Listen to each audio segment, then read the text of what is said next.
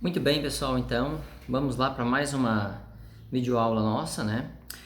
O conteúdo da aula de hoje é a segunda lei termodinâmica, ciclo de Carnot, mas antes da gente entrar diretamente nesse conteúdo, a gente vai fazer uma revisãozinha bem rápida, tá? Sobre a primeira lei termodinâmica, que é essencial para a gente conseguir compreender melhor essa parte aqui do conteúdo, tá? Então, o primeiro slide traz aí para vocês, né? Recordando, então, a primeira lei termodinâmica ela é baseada no princípio de conservação de energia. Tá? Então, princípio de conservação de energia. Como é que se trabalha isso na primeira lei termodinâmica? É fornecida energia para o sistema térmico por meio de calor. Tá? Então, você fornece calor para o sistema térmico. O sistema térmico faz o quê? Absorve este calor. E ao absorver este calor, duas coisas podem acontecer.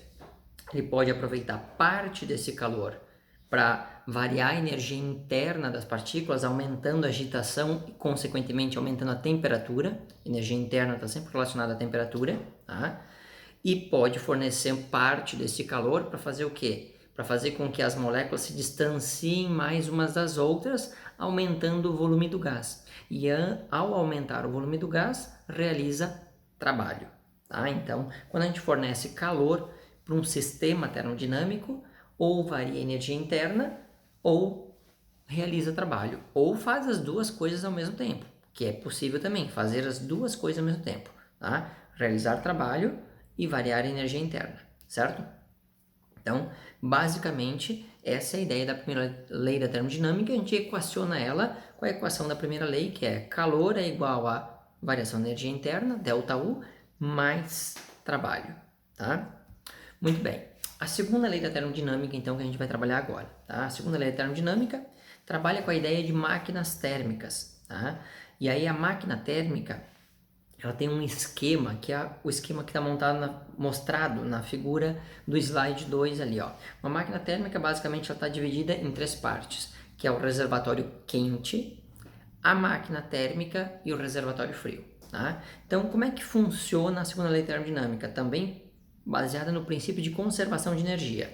O reservatório quente vai fazer o quê? O reservatório quente vai fornecer energia térmica, calor, né, para a máquina térmica. O calor que o reservatório quente fornece é o calor da fonte quente, que a gente chama. Tá? Então é o QQ, né? Calor, que é maiúsculo, da fonte quente minúsculo. Tá? Então, o reservatório quente fornece calor para a máquina térmica. O que a máquina térmica faz? Pega parte desta energia, deste calor, parte dessa energia, tá? Submete ao gás que está dentro da máquina térmica de maneira a aquecê-lo, aumentar a agitação das partículas e fazer ele expandir. Ou seja, a máquina térmica absorve energia da fonte quente, parte dessa energia é transformada em trabalho. Tá? Parte dessa energia é transformada em trabalho. Bom, mas se parte é transformada em trabalho, o que acontece com a outra parte? A outra parte da energia que não é aproveitada para transformar em trabalho, ela é jogada fora, ela é descartada pela máquina térmica. E onde é que a máquina térmica descarta a energia que não foi aproveitada? Ela descarta no reservatório frio. Tá? Então ela vai jogar este calor que sobrou para a fonte fria. Então é o calor que vai para a fonte fria, é o QF. Tá? Então a gente tem um reservatório quente com uma temperatura quente, maior que o reservatório frio que tem uma temperatura fria. Certo? Tá? Então, vamos lá. É fundamental entender isso. O princípio de conservação de energia. A energia que vem da fonte quente chega na máquina térmica, realiza trabalho. A energia que não realizou trabalho, ela é descartada para a fonte fria, certo? Então, pelo princípio de conservação de energia, tudo que chega na máquina térmica tem que ser igual ao que sai da máquina térmica. Quem é que chega na máquina térmica? Quem chega na máquina térmica é o calor da fonte quente. Quem é que sai da máquina térmica? Trabalho mais o calor que vai para a fonte fria, certo? Então, a gente equaciona a segunda lei da termodinâmica baseada no princípio de conservação de energia. Tá? Calor da fonte quente é igual ao trabalho mais o calor da fonte fria, certo? Ou ainda, se a gente quiser isolar o trabalho, né, o calor da fonte fria que estava somando, passa subtraindo o calor da fonte quente, certo? Muito bem. Então tá. Se a máquina térmica aproveita só parte da energia que é dada para ela, né? Porque a energia que vem da fonte quente não é totalmente convertida em trabalho. Uma parte é trabalho, outra parte é perdida para a fonte fria. Se uma máquina térmica aproveita só parte da energia, significa que uma parcela é perdida, é desperdiçada. Então, uma máquina térmica tem uma eficiência ou rendimento, tá? Eficiência ou rendimento. Como é que a gente determina, calcula a eficiência de uma máquina térmica ou o rendimento, no caso, desta máquina térmica? A gente vai calcular de que forma? A gente vai ver quanto de energia foi aproveitada em função da energia total que foi dada para ela. Tá? Então, a eficiência é a razão entre a energia aproveitada e a energia total. Tá? A razão é a divisão. Tá? Então, a eficiência é a divisão entre a energia aproveitada e a energia total. Quem é a energia aproveitada? É aquela que foi transformada em trabalho. Então, a quantidade de energia transformada em trabalho dividido pela energia total que foi fornecida para a máquina térmica, que é o calor que vem da onde? A energia total vem da fonte quente. Tá? Então, eficiência, trabalho dividido pelo calor da fonte quente. A gente pode abrir essa equação em função do que a gente escreveu na equação do slide anterior, né? Isolar o trabalho e substituir ele na equação e reescrever essa equação da eficiência. A equação da eficiência também pode ser escrita como sendo eficiência igual a 1 menos o calor da fonte fria dividido pelo calor da fonte quente. Tá? Então, são duas maneiras diferentes de se calcular a eficiência de uma máquina térmica, em virtude do trabalho da fonte quente, o calor da fonte quente, ou em virtude do calor da fonte fria e do calor da fonte quente. Tá? Duas maneiras diferentes de calcular. Bom, importante ressaltar aqui o que, né? O Q representa as quantidades de calor da fonte quente e fria, QQ, fonte quente, QF, fonte fria. O W é o trabalho, tá? E uma coisa importante, vejam, a unidade de trabalho é joule. A unidade de calor da fonte quente é joule. Quando a gente divide joule por joule, vai desaparecer a unidade. O que significa que a eficiência ou o rendimento de uma máquina térmica é uma grandeza adimensional. Ela não tem unidade, tá? Então, essa vocês não precisam se preocupar em esquecer a unidade, certo? Esquecer a unidade, desconta a nota. Essa aqui não tem unidade. Se você colocar a unidade nela, está errado. Se você colocar uma unidade que seja qualquer para a eficiência ou rendimento que queira, né, estará errado, certo? Então, e normalmente, tá? Sempre, normalmente não, sempre a eficiência de uma máquina térmica tem que ser um número decimal compreendido entre 0 e 1. Menor que 1, maior que 0. 0 significaria que ele não tem rendimento nenhum, ou seja, né, não realiza nada de trabalho.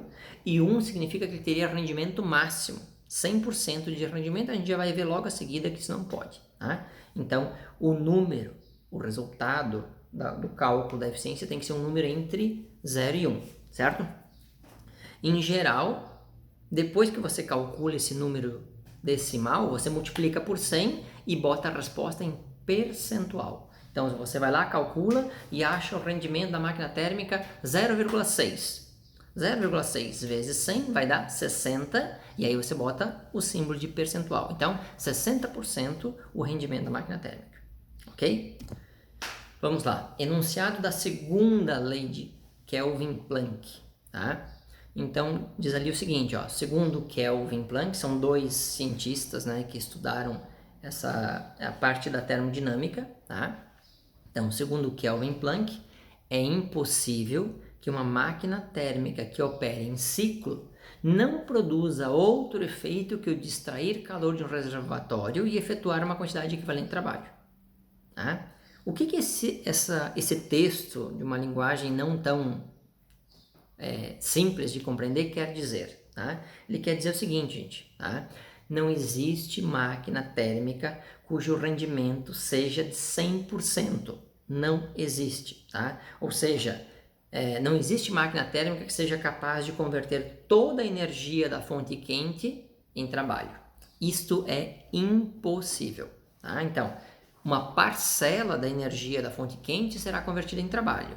Uma parcela da energia da fonte quente será perdida para a fonte fria. Jamais, né, Uma máquina térmica vai conseguir converter 100% da energia da fonte quente em trabalho, certo? Isso violaria o enunciado da segunda lei, tá, da termodinâmica, ok? Vamos lá. Exemplo 6. Olha o que diz ali, ó. Um motor em funcionamento recebe 2 kJ de calor de um reservatório quente durante um ciclo e transfere 1,5 kJ para o reservatório frio. Então, ó, vem 2 kJ da fonte quente, uma parcela realiza trabalho, a parcela que não é aproveitada é dispersada para a fonte fria e esse valor da fonte fria, nesse caso, é 1,5 kJ. Letra A. Qual o trabalho realizado pelo motor em cada ciclo? Letra B. Qual o rendimento desse motor? Então, vamos lá. Quais são os dados que a gente tem? Primeiro, separa os dados. Calor da fonte quente, 2 kJ, o que equivale a 2.000 joules. Calor da fonte fria, 1,5 kJ, o que equivale a 1.500 joules. Letra A, pede qual é o trabalho e letra B, qual a eficiência. Então, a letra A, primeira lei, aplica a segunda lei da termodinâmica, né? Não a primeira, desculpa, a segunda lei da termodinâmica. O calor que vem da fonte quente é igual ao trabalho mais o calor que vai para a fonte fria. Então, QQ é igual a W mais o QF. O calor da fonte quente, 2.000, o trabalho não sabemos, mais o calor que vai para a fonte fria, que é 1.500. Esse 1.500 está somando com o trabalho, vai passar subtraindo, então vai ficar 2.000 menos 1.500 é igual ao trabalho. Né? O trabalho é a diferença entre a energia que veio da fonte quente e a energia que vai para a fonte fria. Portanto, o trabalho é igual a 500 joules. Tá? 500 joules de trabalho, certo? Aí, depois ele pede qual é a eficiência, então, desta máquina térmica. Como é que a gente calcula a eficiência da máquina térmica? A gente divide a energia aproveitada, e a energia aproveitada corresponde ao trabalho, divide essa energia aproveitada pela energia total que foi fornecida pela máquina térmica, para a máquina térmica, perdão, né? A energia total que foi fornecida para a máquina térmica. Quem é a energia fornecida para a máquina térmica? É o calor que vem da fonte quente. Então, a eficiência vai ser o trabalho dividido pelo calor da fonte quente. O nosso trabalho é 500, o calor da fonte quente é 2.000, 500 dividido por 2.000 vai dar 0,25, tá? Veja, o número decimal entre 0 e 1, 0,25, multiplica por 100, 25%. Aí eu coloquei ali a outra forma de se calcular a eficiência, para mostrar que dá a mesma resposta e tem que dar a mesma resposta, certo? Então ali, ó, a outra equação para se calcular então a eficiência é eficiência 1 menos o calor da fonte fria dividido pelo calor da fonte quente. Então vou ter lá calor 1 menos o calor da fonte fria. Quanto vai para a fonte fria? 1.500. Quanto é recebido pela fonte quente? 2.000. Então eu vou ter 1 menos 1.500 dividido por 2.000. Bom, isso vai dar o quê? 1.500 dividido por 2.000 é 0,75. Então vai ficar 1 menos 0,75. 1 menos 0,75 dá 0,25. Multiplica por 100, 25%. Veja, as duas respostas são iguais e elas têm que ser iguais. Elas têm que ser iguais porque as equações são decorrentes da mesma origem, certo? Muito bem, então exemplo 6 fechou, 25% rendimento, 500 joules de calor convertido em trabalho. Tá? Exemplo 7. Se o motor tiver um rendimento de 20%, então ele está afirmando, o motor tem um rendimento de 20%, tá? E ele transferir 3 vezes 10 na 3 joules para a água utilizada para refrigerá-lo, tá? Veja bem, quando o problema diz assim, ó, transferir 3 vezes 10 na 3, 10 na 3 é 1.000 vezes 3, 3.000 joules. Então ele vai transferir 3.000 joules para a água que é utilizada para refrigerar o motor.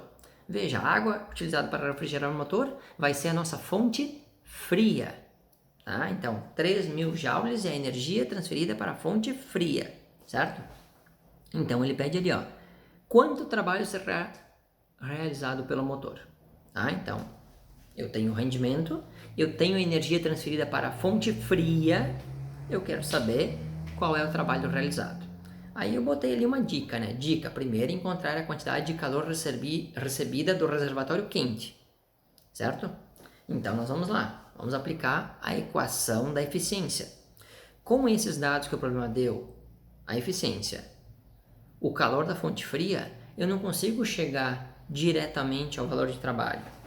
Então, eu tenho que usar a equação, né? A segunda equação da segunda lei da termodinâmica, e calcular primeiro qual é o calor da fonte quente, para depois sim poder calcular o trabalho, certo?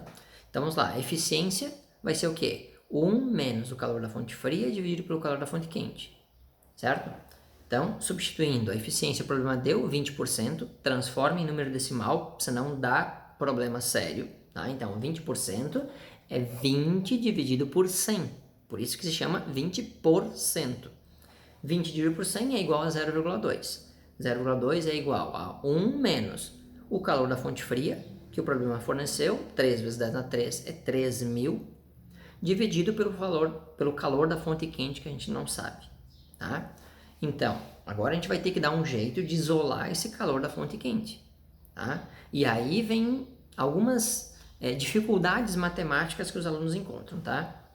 Então, assim, ó, esse processo tem que ser feito com calma e com atenção, tá? Primeira coisa, o 1, tá? Que está ali, ó, você pode fazer isso de duas maneiras, tá? Eu vou pegar aquele 1 ali e vou passar para o outro lado.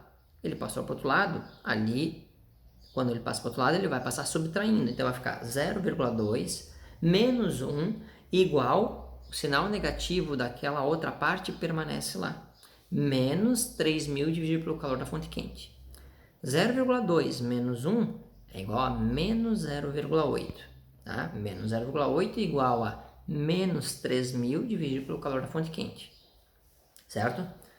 Bom, agora o calor da fonte quente que está dividindo de um lado a igualdade vai passar para o outro multiplicando.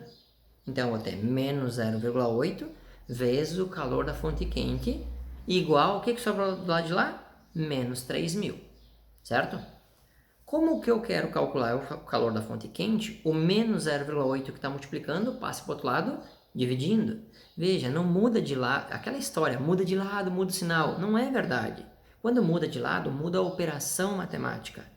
O menos 0,8 está fazendo o quê? Ele está multiplicando. Então, ele vai passar para o outro lado, menos 0,8 dividindo.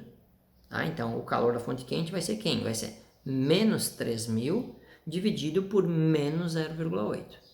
Quando eu divido um número negativo por outro número negativo, a resposta será positiva. Tá? Então, vou lá, boto na calculadora, né? 3.000 dividido por 0,8, isso vai dar uma resposta de 3.750 joules. Este é o calor que é fornecido da fonte quente para a máquina térmica.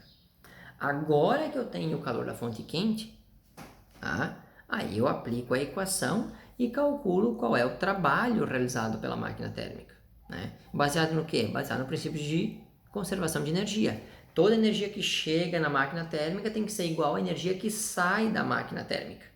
Ah, então, chega da máquina térmica a fonte quente. Sai da máquina térmica quem? Trabalho e o calor da fonte fria. Então, a equação, como é que fica a equação ali?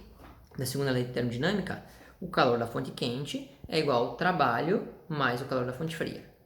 O calor da fonte quente acabamos de calcular, 3.750. Né? O trabalho é o que queremos descobrir, não sabemos, e o calor da fonte fria o problema forneceu, 3.000 joules. Tá? Então, como é que vai ficar a equação? 3.750 é igual a trabalho mais 3.000. Esse 3.000 que está somando, operação adição, passa por outro lado da igualdade com a operação subtração. Então, vai ficar 3.750 joules menos 3.000 joules, isto é igual a 750 joules. Tá? 750 joules é o valor do trabalho realizado por esta máquina térmica. Tá? 750 joules é o trabalho realizado pela máquina térmica. Beleza? Muito bem. Fechando agora então, ciclo de Carnot. Tá?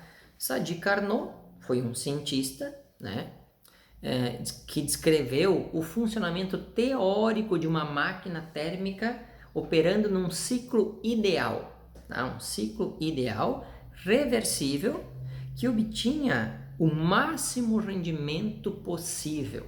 Tá? Então, essa máquina térmica de Carnot é denominada a máquina térmica com melhor rendimento possível. Tá? Então, esse ciclo determinado é chamado, né, foi batizado, nomeado, então, em homenagem a Carnot, e ele é conhecido como ciclo de Carnot. Tá?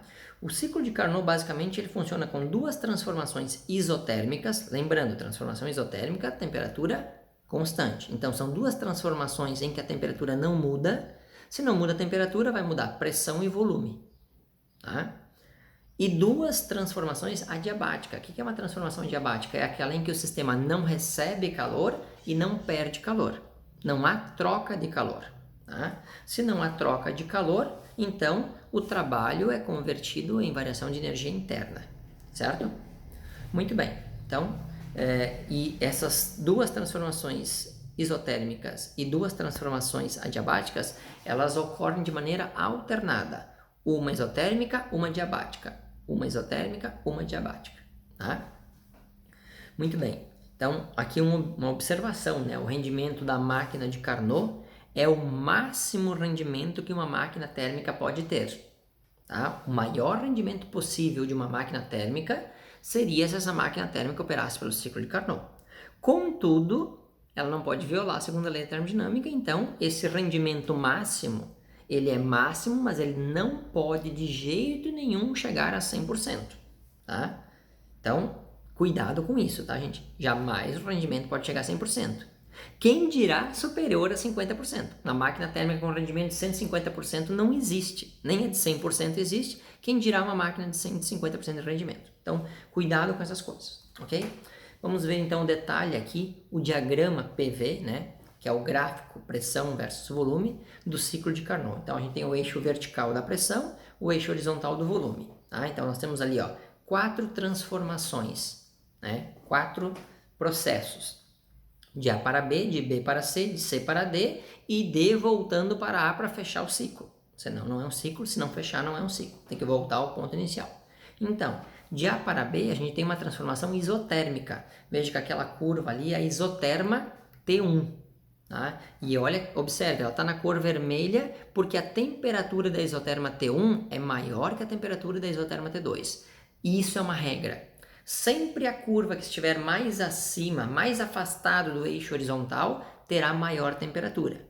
Tá? Então, se você tiver 3, 4, 5, 10 isotérmicas, sempre a que estiver mais afastada do eixo horizontal terá um maior valor de temperatura. Certo? Então, a isoterma T1 tem temperatura maior que a isoterma T2. Então, de A para B, a gente tem uma transformação isotérmica. Veja que de A para B, a pressão diminui, mas o volume aumenta. Então, a gente tem realização de trabalho positivo, trabalho realizado pelo sistema. De B para C é uma transformação adiabática, não tem troca de calor, o sistema não perde calor e não recebe calor. Contudo, de B para A, a gente tem uma transformação, essa adiabática, em que o sistema vai fazer o quê? Ele vai diminuir a sua pressão e aumentar o volume, vai realizar trabalho. Tá? Então, a realização do trabalho se dá às custas da perda de energia interna do sistema. A variação da energia interna é responsável por realizar trabalho, certo? De C para D. De C para D a gente tem uma transformação isotérmica, temperatura constante, com uma temperatura menor que da isoterma T1. De C para D, o volume está diminuindo, então a gente tem uma compressão. Tá? O volume diminui e a pressão aumenta. Tá? E de D para A, outra transformação adiabática em que o sistema não ganha e não perde calor. E nessa transformação adiabática, então, você tem uma redução do volume e um aumento muito grande da pressão.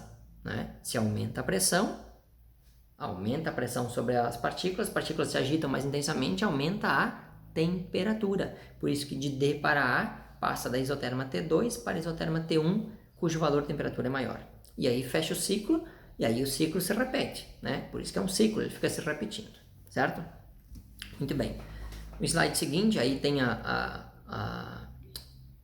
as figurinhas ali mostrando o que é a transformação de cada uma delas, né? Então, de A para B, uma expansão isotérmica. Então, o sistema recebe energia da fonte quente, tá? O calor é convertido integralmente em trabalho, tá? Fazendo o pistão subir. Então, fornece calor, o calor aumenta a pressão no gás, expande o pistão, realiza trabalho, tá? De B para C, a gente tem uma expansão adiabática.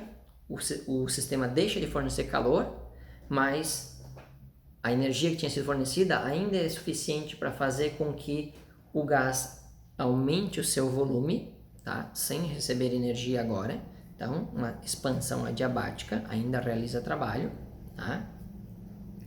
Aí, de C para D, a gente tem uma compressão isotérmica, tá? Uma compressão isotérmica. Então, o volume vai diminuir, tá? Mantendo a temperatura constante, tá? E quando o volume diminui, a energia é liberada para a fonte fria. Então, por exemplo, no motor de combustão, é quando abre a válvula para o gás da combustão, né? Então, teve ali a combustão dentro do motor, quando abre a válvula para o gás sair pelo escapamento, tá? Nesse momento em que o pistão está diminuindo o volume da câmara de combustão, tá? E com a válvula aberta para jogar o gás para fora pelo escapamento, essa compressão aí isotérmica, tá? Libera energia para a fonte fria, tá? E por fim, de D para A compressão adiabática, sem troca de calor, tá? Então, esse é o ciclo, tá? Este é o ciclo, tá? Então, são 4 transformações alternadas: isotérmica, adiabática, isotérmica, adiabática, tá? Esse ciclo de Carnot fornece o maior rendimento, lembrando, apesar de ser o maior rendimento possível de uma máquina térmica, não pode ser 100%, tá? Bom, relações matemáticas a partir das conclusões de Carnot, tá? Então, a gente tem 2 possibilidades de equação. O calor da fonte fria dividido pelo calor da fonte quente será igual à temperatura da fonte fria dividido pela temperatura da fonte quente. Existe uma proporção entre o calor das fontes quente e fria e a temperatura da fonte quente e fria, tá? Então, calor da fonte fria dividido pelo calor da fonte quente igual à temperatura da fonte fria dividido pela temperatura da fonte quente. Tá? Ou a gente pode calcular, inclusive, a eficiência da máquina térmica a partir não mais das quantidades de calor, como a gente calculava antes, mas sim a partir das temperaturas das fontes. Tá? Então, a eficiência vai ser 1 menos temperatura da fonte fria dividido pela temperatura da fonte quente.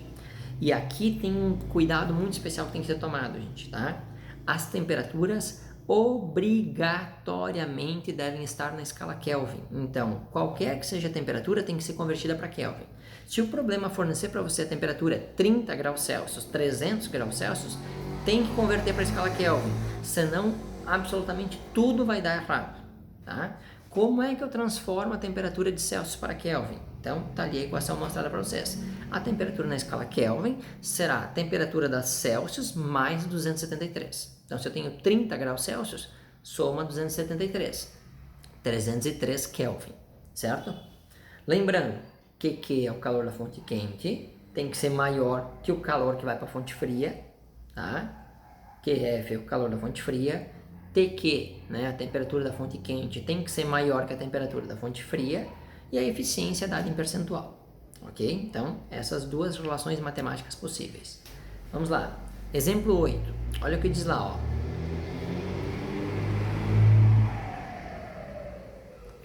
Aula remota é isso, né? Uma máquina a vapor tem uma caldeira que opera a 227 graus Celsius, tá? O calor resultante da queima do combustível transforma a água em vapor e esse vapor aciona então o pistão. A temperatura da descarga é a do ar exterior, aproximadamente 27 graus. Então nós temos lá 227 de fonte quente, temperatura, 27 graus a temperatura da fonte fria, onde vai ser descartada energia não aproveitada. Letra A. Qual é o maior rendimento dessa máquina a vapor? O maior rendimento a gente vai calcular pelo ciclo de Carnot.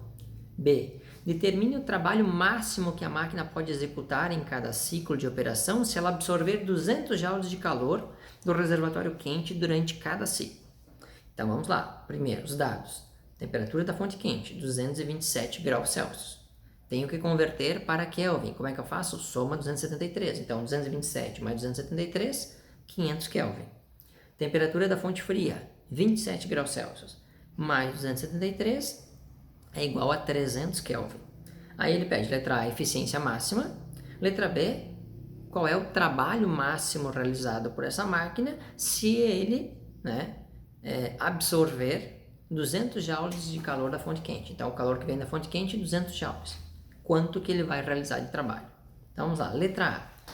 Letra A, a gente vai calcular a eficiência máxima pelas temperaturas da fonte quente e fria na equação do ciclo de Carnot. Então, a eficiência vai ser 1 menos temperatura da fonte fria dividido pela temperatura da fonte quente.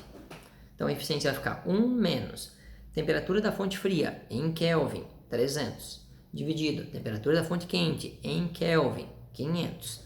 300 dividido por 500 dá 0,6. 1 menos 0,6 vai dar 0,4. Tá? Então, eu vou ter uma eficiência de 0,4 que corresponde a 40%.